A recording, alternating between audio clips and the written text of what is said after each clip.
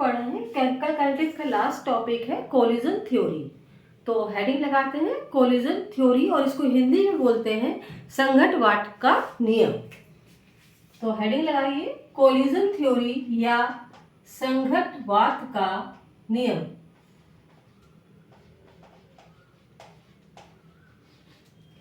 या इसको क्या बोलेंगे? संघटवात का नियम।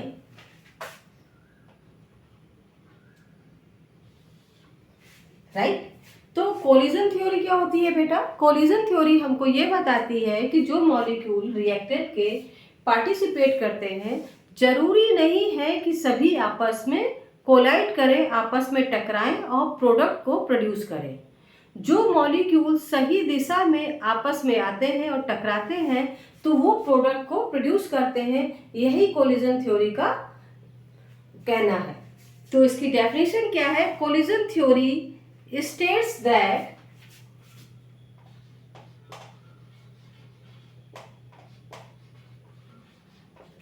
collision theory states that a chemical reaction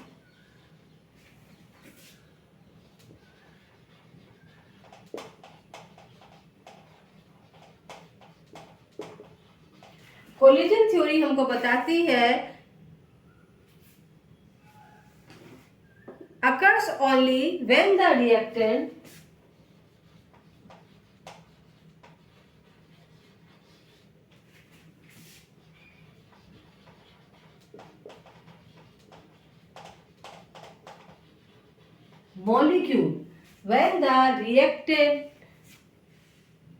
molecule or particles collide with each other। Particles लिख देते हैं तो इसमें आप एटम भी आ जाएंगे और मॉलिक्यूल्स भी आ जाएंगे। पार्टिकल्स में मॉलिक्यूल और एटम दोनों इंक्लूड हो जाएगा। When the reactant and particles collide with each other, जब एक दूसरे से ये टकराएंगे with sufficient energy,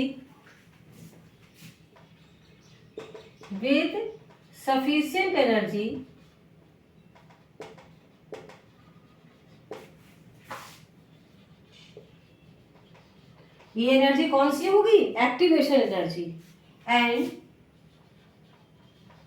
right orientation.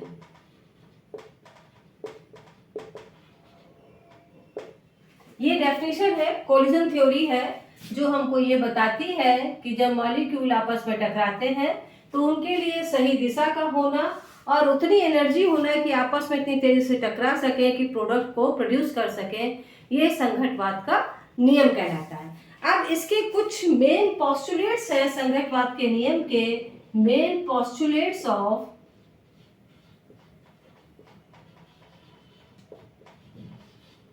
Collision theory. अब यहां पर हम लोग देख रहे हैं कि कोलिजन थ्योरी के कुछ मेन पोस्टुलेट्स हैं जो हमको बताते हैं कि कोलिजन थ्योरी कैसे वर्क करती है। पहला पोस्टुलेट्स है रिएक्टेंट मॉलिक्यूल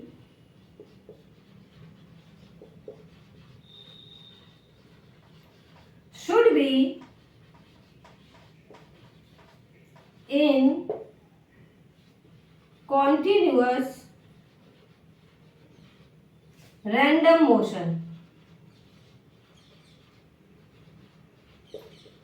जब पार्टिकल्स रैंडम मोशन में लगातार रहेंगे तभी आपस में ये टकराएं। कंटिन्यूअस मोशन होना इसमें जरूरी है। पहला पोस्टुलेट्स ये है कि ये कंटिन्यूअस मोशन में हो।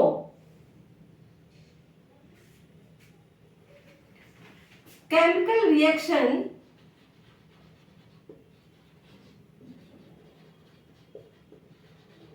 occurs when reactant molecule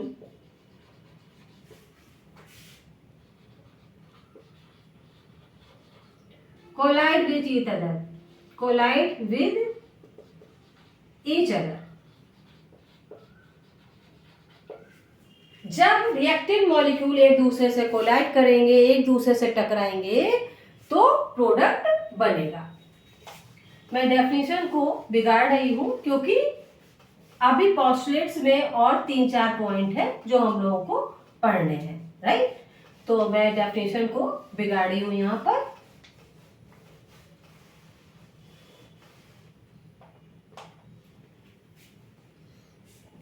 third point है ओनली effective collision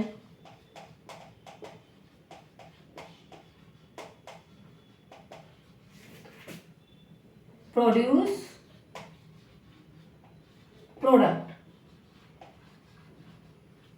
जो इफेक्टिव कोलिजन होगा वही खाली प्रोडक्ट बनाएगा, सभी प्रोडक्ट नहीं बनाएंगे, राइट। नेक्स्ट है effective collision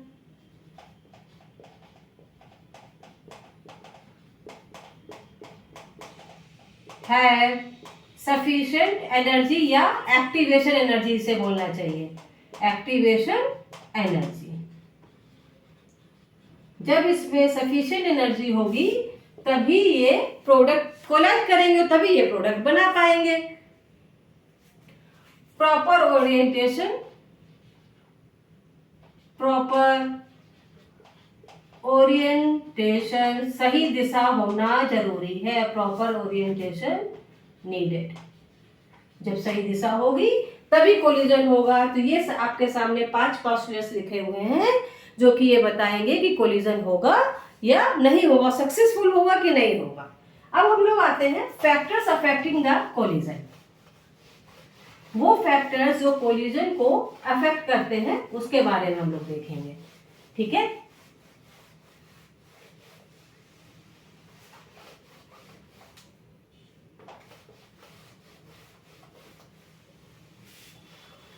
factors affecting the collision, तो पहला फैक्टर है इंक्रीज इन टेम्परेचर। जैसे जैसे टेम्परेचर इंक्रीज करेंगे कोलिजन बढ़ने की संभावना बढ़ जाती है, तो डायरेक्टली प्रोपोर्शनल टू कोलिजन। जैसे ही हम टेम्परेचर बढ़ाएंगे कोलिजन बढ़ने की संभावना बढ़ जाती है, right. Increase in concentration of reactant, concentration of reactant ये भी डायरेक्टली प्रोपोर्शनल है कोलिजन के। जैसे जैसे कंसंट्रेशन बढ़ाएंगे कोलिजन की संभावना भी इंक्रीज करेगी। Next, increase in surface area, increase in surface area, surface area increase होगा तो कोलिजन की संभावना भी बढ़ेगी, ये भी directly proportional to collision. Surface area increase होगा तो कोलिजन की संभावना भी इंक्रीज करेगी, राइट। लास्ट है presence of catalyst, presence of catalyst. Catalyst अगर डालेंगे तो कैटलिस्ट का काम क्या होता है, एक्टिवेशन एनर्जी को कम कर देना, because it lowers the activation energy. तो कैटलिस्ट के जाने से क्या होता है, कोलिजन की संभावना बढ़ती है, इसलिए इसका इफेक्ट पड़ता है। It lowers activation energy,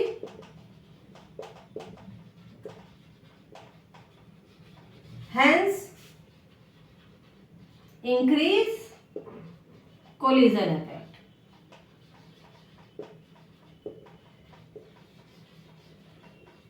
right. तो ये है आपकी कोलिजन थ्योरी जो कि हिंदी में कहलाती है संघट्टवाद का नियम। नेक्स्ट वीडियो में मिलते हैं एक नए टॉपिक के साथ। आज के लिए इतना ही रखते हैं।